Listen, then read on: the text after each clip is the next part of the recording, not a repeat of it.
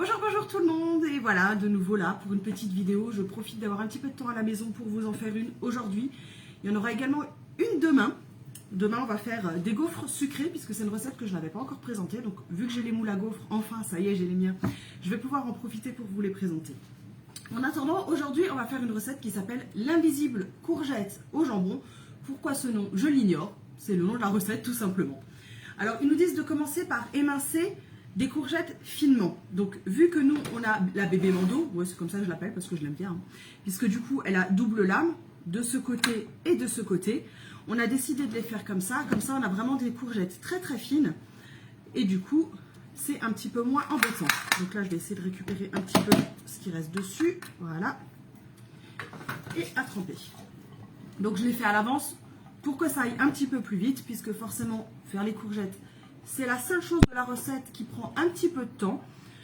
Et encore, si vous prenez la grosse mandoline, ça va un peu plus vite, parce que là, j'ai été obligée de les couper parfois en deux, vu que la bébé mando, forcément, le carré n'est pas très large. Mais bon, au moins, j'ai des tranches très fines de courgettes pour notre recette. Alors, comme vous le voyez, aujourd'hui, j'ai un petit apprenti, du coup. Hein. Il a décidé de cuisiner avec moi. C'est toi qui fais la recette aujourd'hui? Ok. Alors, dans cette recette, on nous dit d'utiliser ce qu'ils appellent du lait ribot. Du lait ribot, qu'est-ce que c'est? C'est tout simplement un lait fermenté que je n'ai pas. Touche pas à ça. Donc, j'ai pris tout simplement un yaourt qui est un petit peu liquéfié. Donc, voilà. Donc, du coup, on va utiliser ça pour la recette. Donc, il fallait 100 ml. Donc, j'ai mis 100 ml de yaourt un peu liquide. Donc, c'est plutôt un style yaourt à boire, en fait. Je me suis dit que ce serait plus simple puisque du lait ribot, je n'en ai pas. Du lait fermenté, je n'en ai pas non plus. Mais j'ai des yaourts chez moi. Donc, ça devrait faire l'affaire. Alors, pour la recette, c'est très simple. On va utiliser le speedy. On commence toujours par y mettre d'abord les liquides. Donc, on va y mettre notre fameux, donc, entre guillemets, lait ribot, le yaourt. Attends, ça, je vais juste te le mettre dedans, chaton, comme ça, ce sera plus simple.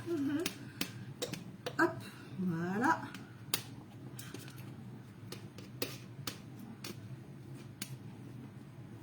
Parce que c'est vrai que la particularité du lait fermenté, en fait, c'est simplement justement qu'il va être plus épais que du lait simple, stérilisé et qu'on aura acheté dans le commerce.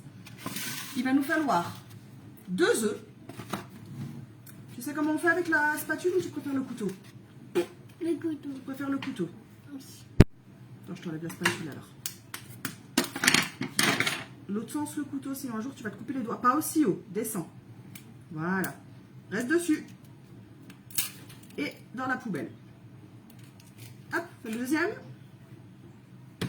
Non. Prends d'abord l'œuf.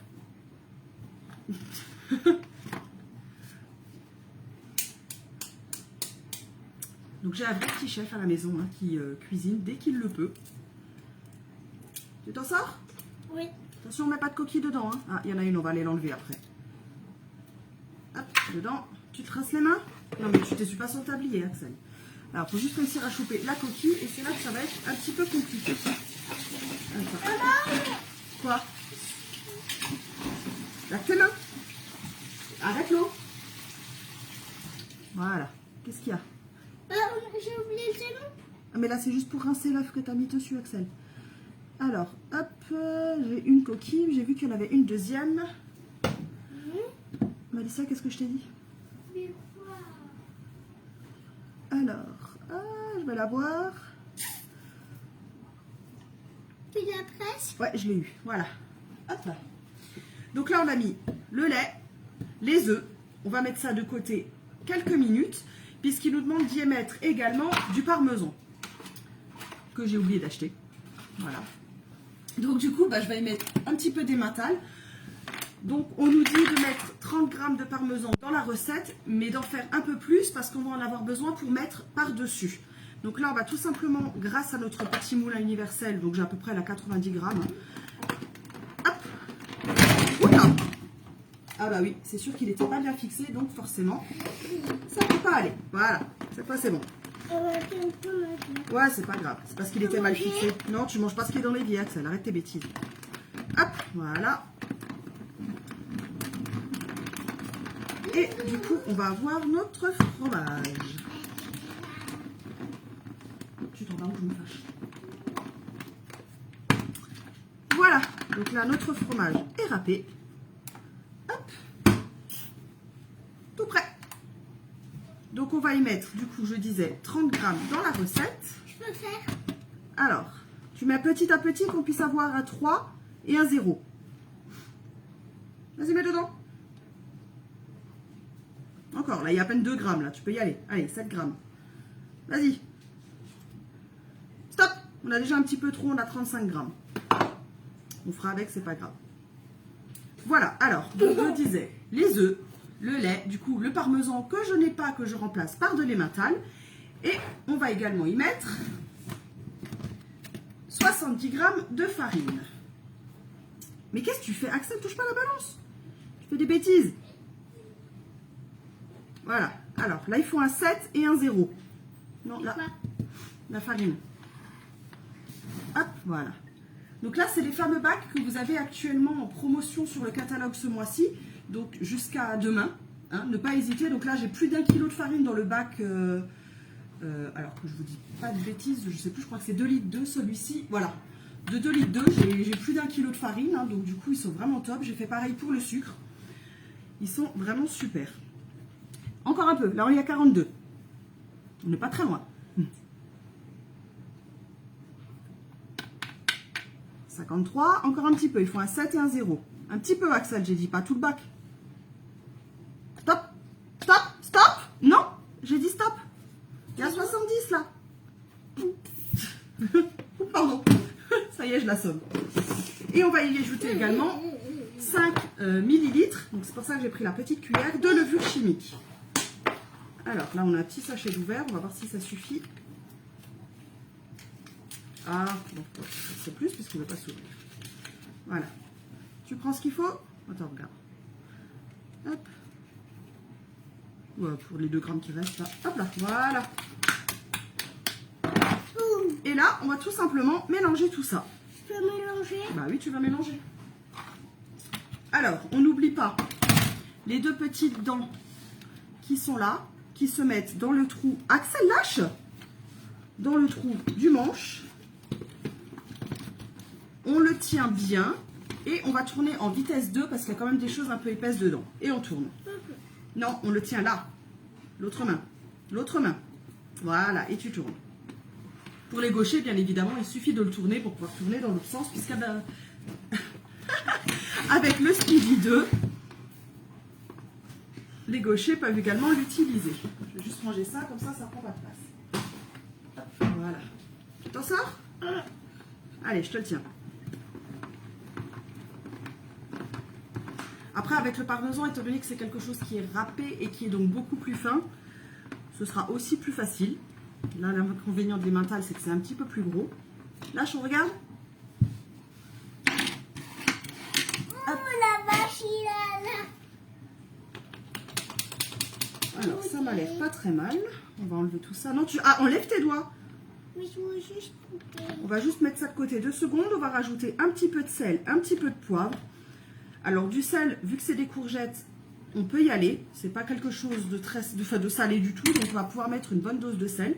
Je peux mettre? Bah oui, c'est toi qui mets. Tu mets une bonne cuillère de sel. Allez. Tu peux même en mettre 2. 2. Ouais, 2 cuillères de sel. Et 2. Voilà. Tu me donnes que je range ça? On va pouvoir y mettre également un petit peu de poivre. Hop, voilà. Ce que je vais faire avant de revenir mettre le Speedy, c'est qu'on va juste racler les bords pour être sûr que tout ce qui est farine, ça ne soit pas collé. Et on va remélanger tout ça. Encore? Eh ben oui, encore, tu as mis du sel, il faut bien mélanger le sel.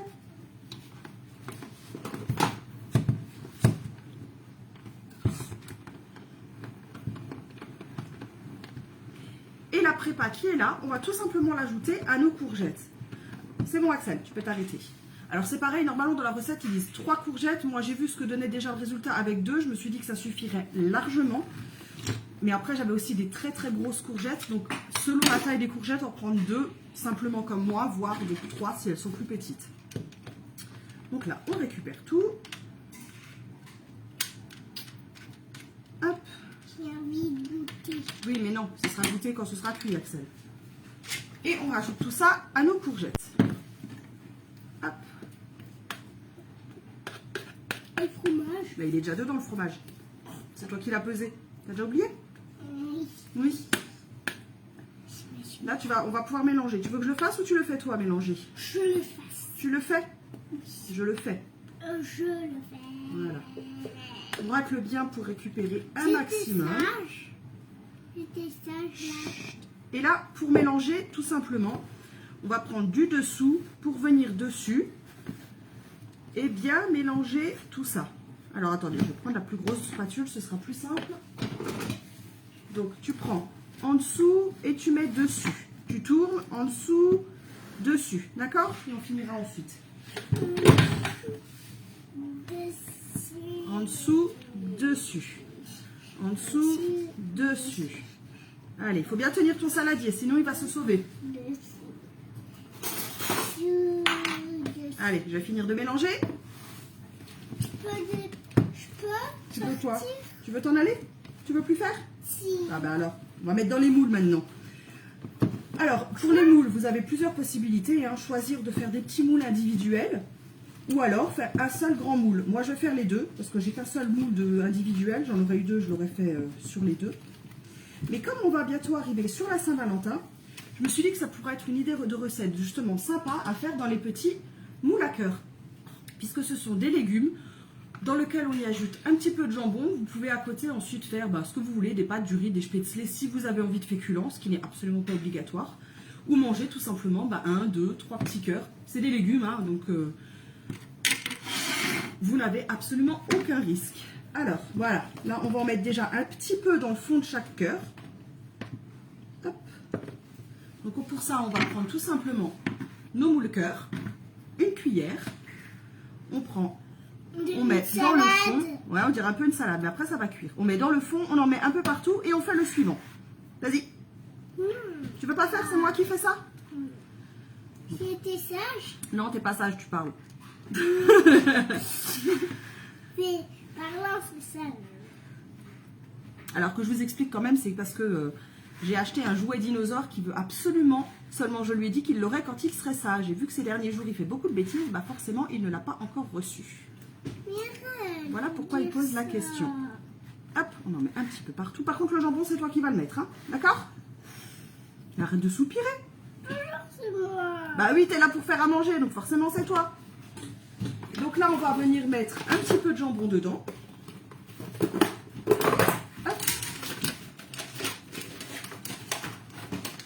Alors, je vais les couper en petits pour que ce soit plus facile à mettre. Mon petit. C'est comme ça. Regarde, tu prends là, un petit, tu le mets sur un côté du cœur, un deuxième petit sur l'autre côté du cœur. Allez, vas-y, fais. Moi, je peux pas au milieu du corps. Non, il faut en mettre deux et des petits. Allez, vas-y. Et correctement. Non, il faut les mettre bien en haut, Axel, pour que ce soit bien dans le cœur. Et du coup, je vais aussi en faire un long. Alors celui-ci, une fois qu'il sera cuit, ce que je vais faire en fait, c'est que je vais le congeler.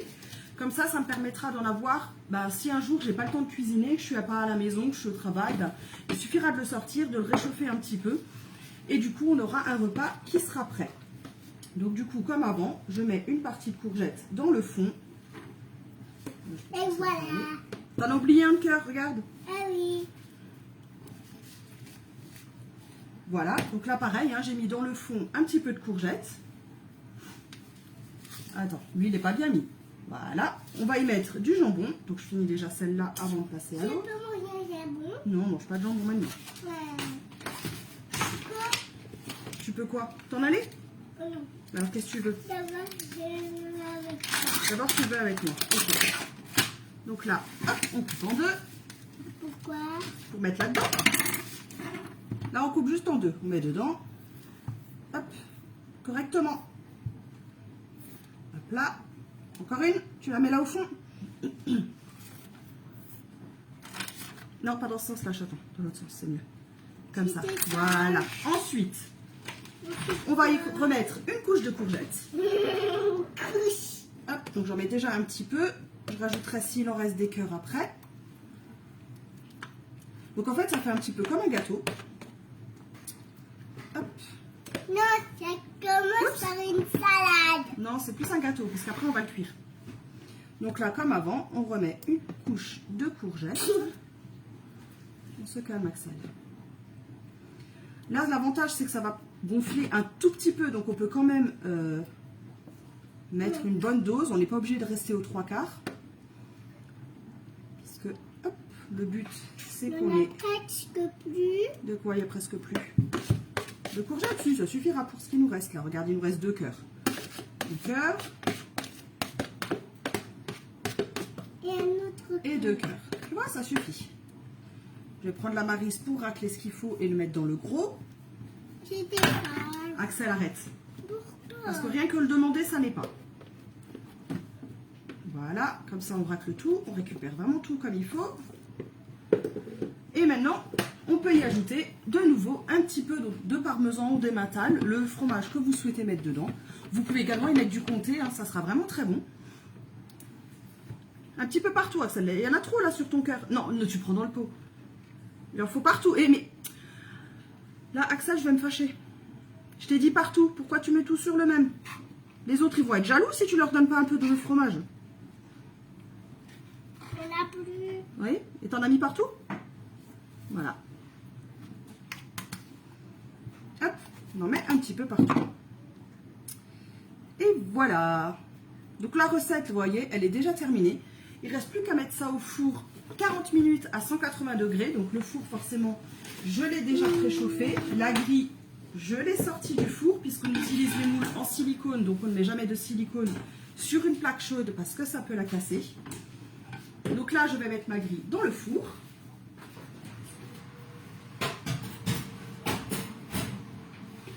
Voilà, donc à peu près 40 minutes. Donc comme je le disais, un repas très simple à faire, qui peut être équilibré. Vous avez dedans les légumes, la viande. Vous n'êtes pas obligé de faire un féculent avec. Vous pouvez très bien le manger juste comme ça. Qu'est-ce que tu fais, toi? Fais des bêtises. Voilà. On a terminé. Oui, on a terminé, mais alors va-t'en. Il veut absolument lever ta billet. Alors laisse-moi 2 petites secondes. Voilà. Allez, vas-y, file. Comme ça, moi, je peux finir ma vidéo. Ben, celle-là. Donc, je disais, repas équilibré. Ne pas hésiter. Ne pas hésiter à le faire quand vous en avez envie. Comme je disais. Donc, comme je le disais, on va y arriver. Hein. Je sais plus ce que je disais. C'est pas grave. En tout cas, j'espère que cette recette-là vous a plu. Je vous la posterai cet après-midi, puisque je l'ai dans le téléphone, donc ça va être très rapide, sur la page Tupperware, comme d'habitude. Photos comprises également, bien entendu. Et demain, recette de gaufres sucrées à faire au four. L'avantage, c'est qu'on peut faire 8 gaufres d'un coup, au minimum. Donc, c'est vraiment génial. L'avantage, pas besoin de machine. Un four, 8 gaufres en même temps. Une machine, on en fait maximum 2. Donc, moi, j'ai très vite changé d'avis pour faire celle de Tupperware. Et elles sont vraiment, vraiment délicieuses puisque j'en fais assez souvent puisque c'est une chose que les enfants me réclament. Voilà. Alors, je vous dis à très bientôt. Du coup, à demain.